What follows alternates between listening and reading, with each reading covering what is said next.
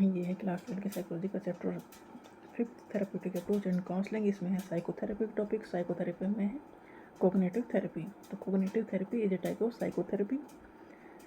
It is a form of psychotherapy that focus on identifying and changing negative thought pattern.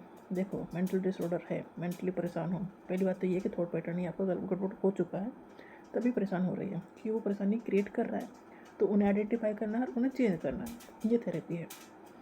Identifying and changing negative thought patterns and belief that contribute to emotional distress and maladaptive behaviour.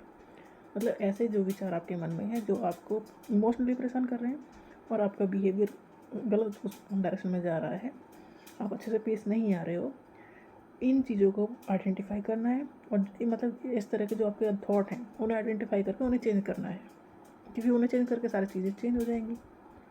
M of the cognitive therapy is to achieve cognitive restructuring which in turn reduce anxiety and depression. Definitely अगर आपका thought pattern ठीक हो गया, देखो हम गलत ढंग से बहुत चीज़ें सोच लेते हैं, जितनी चीज़ें होती नहीं है, तो हमारा थॉट पैटर्न अगर ठीक हो गया तो अपने आप बहुत सारी चीज़ें ठीक हो जाएंगी। तो ये पैटर्न चेंज होगा बाय कोग्निटिव रीस्ट्रक्चरिंग। रीस्ट्रक्चर करना है थॉट पैटर्न को। Cognitive therapy locate the cause of the psychological distress in irrational thought and belief. Cognitive therapy ये कोशिश करती है पता करने की भाई ये ऐसी वजह क्या है, इसकी थिंकिंग पैटर्न ऐसा हो चुका है, इसकी वजह क्या है। इसके बारे में एक थ्योरी दी है एल्बर्ट एलिस ने, rational emotive therapy. The central thesis is of this therapy is that irrational belief mediate between the antecedent event and their consequences। मतलब इरेशनल बिलीफ जो है ही नहीं, वो आप सोचते हो, फिर उसके रिजल्ट के बारे में सोचते हो और आपको वो दिक्कत क्रिएट करता है। रैशनल इमोटिव बिहेवियर थेरेपी इसकी कॉग्निटिव थेरेपी की एक टाइप है, डेवलप की है एल्बर्ट एलिस ने 1955 में। REBT rational emotive behaviour therapy. Rational emotive behaviour therapy 1955 by Albert Ellis। REBT is a form of psychotherapy that focus on identifying and changing irrational belief। irrational belief कौन सी belief है? That are illogical and don't align with reality। मतलब आप कुछ भी सोच लेते हो जिसका रियलिटी में कोई मतलब है नहीं, तो उस चीज़ों को आइडेंटिफाई करना और चेंज करना, इस चीज़ से फोकस करती है ये थेरेपी। ऐसे बिलीफ जो led to emotional distress and self destructive behaviour. मतलब जो चीज़ें आप नेगेटिव सोचोगे तो बिहेवियर आपका नेगेटिव होगा ही होगा। इस थेरेपी के कॉन्सेप्ट हैं ABC मॉडल पर, ये बेस है थेरेपी। REBT थेरेपी का ABC मॉडल है। ए का मतलब है एक्टिवेटिंग इवेंट, कोई ऐसा एक्सटर्नल सिचुएशन या एक्सपीरियंस हुआ होगा जिसकी तरह से आपका बिहेवियर ऐसा हो गया। Belief the individuals interpretation about the event. देखो कुछ ही घटना घट गई, आपने उसका कुछ ना कुछ मतलब निकाल लिया है। अब कंसिक्वेंस क्या होगा? Emotional and behaviour response resulting from the belief. पहले घटना घटी, फिर आपने उसका मतलब निकाल लिया, फिर उसकी रेस्पॉन्स में आपका इमोशनल बिहेवियर दिखाई दिया, इमोशनल रेस्पॉन्स दिखाई दिया और उस रेस्पॉन्स ने आपको परेशान कर दिया। तो इस थेरेपी में करना क्या है? डिस्प्यूटेशन, चैलेंजिंग इरेशनल बिलीफ। उसे जो इरेशनल बिलीफ आप करके बैठे हो, मतलब ऐसी इलॉजिकल थिंकिंग जो है ही नहीं, उसे चैलेंज करना है। Effect developing irrational constructive belief. Irrational जो थॉट है, जो बिलीफ है, उसे तोड़ना है, रैशनल में कन्वर्ट करना है। अब इरेशनल बिलीफ कैसे बिलीफ होते हैं? अल्बर्ट एलिस ने डिफाइन किया, आइडेंटिफाई किया कॉमन इनरेशनल थॉट, जैसे कि I must be liked by everyone. मतलब मुझे सब हर कोई पसंद करे, ये आपका बिलीफ है। अब ये ज़रूरी तो हो ही नहीं सकता भाई, life should be fair and just, ये कैसे मुमकिन है? ये इरेशनल बिलीफ है।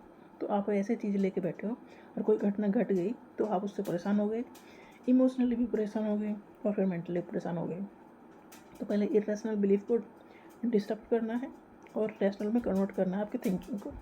तो इरेशनल बिलीफ ऐसे बिलीफ है कि I must be like by everyone, मुझे सब पसंद करने चाहिए, मतलब कोई भी किसी की नज़रों में मेरी वैल्यू कम नहीं होनी चाहिए और लाइफ फेयर होनी चाहिए। दीज बिलीफ आर अनरियलिस्टिक, ये तो हो ही नहीं सकते ना रियलिटी में। And led to negative emotion, जैसे कि गुस्सा आएगा, एंजाइटी होगा, डिप्रेशन होगा। जब ये चीज़ें आपको मिलेंगी नहीं तो आप नेगेटिव उसमें ही जाओगे। अब रैशनल बिलीफ क्या है? ये लॉजिकल बिलीफ है, लॉजिकल है, फ्लेक्सिबल है, रियलिटी बेस्ड थॉट है। मतलब जो हकीकत है उतना ही है, और ये प्रमोट करते हैं इमोशनल वेलबींग। जब आप हकीकत को एक्सेप्ट कर लोगे तो इमोशनली भी ठीक रहोगे और मेंटली भी थोड़ा ठीक रहोगे। तो RABT जो थेरेपी है उसमें टेक्निक कौन सी यूज होती है? पहली बात तो इरेशनल जो बिलीफ आप बना के बैठे हो उन्हें आइडेंटिफाई करते हैं psychiatrist.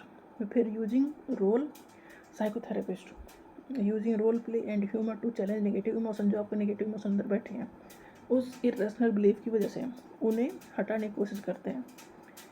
Engage in activities that री इन्फोर्स रैशनल बिलीफ। आपको देखो, अगर मेंटली बहुत सारी चीज़ें चल रही हैं तो आपको किसी ना किसी चीज़ में बिजी कर लो जो थोड़ी रियलिटी बेस्ड हो, तो आप उन चीज़ों से थोड़ा दूर आ जाओगे। अगर खाली रहोगे तो डेफिनेटली उसी में फंसे रहोगे। तो बिजी भी होना है, इंगेज होना है ऐसी एक्टिविटीज़ में जो रैशनल बिलीफ को प्रमोट करें। Practising rational thinking in real life situation. Real life situation को देखो, कैसी दुनिया चल रही है, कैसी दुनिया आसपास की है, फिर उसी तरह का आपको थिंकिंग पैटर्न करना पड़ेगा, क्योंकि जो आप सोचे बैठे हो सारी दुनिया अच्छी है वो है ही नहीं। तो आपको रियलिटी को पकड़ना है।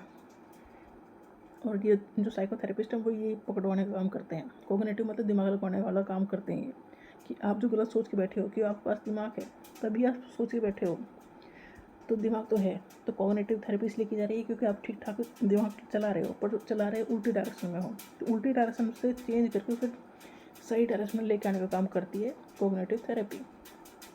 एप्लीकेशन क्या है इसका? It is effective for the treating depression, anger issue या फोबिया। फोबिया मतलब डर। It is applied in relationship counselling, work place stress management. Relationship में कोई दिक्कत हो तो उसकी काउंसलिंग में ये हेल्प करता है, क्योंकि आप निगेटिव सोच बैठे हो तो होगा। वर्क प्लेस पे जो स्ट्रेस होगा बिना किसी बात के, वहाँ जो गॉसिप चलेगा उससे परेशान हो जाओगे, तो उसका मैनेजमेंट भी इस तरीके से होता है। तो ये काफ़ी अप्लाई करने वाली थेरेपी है।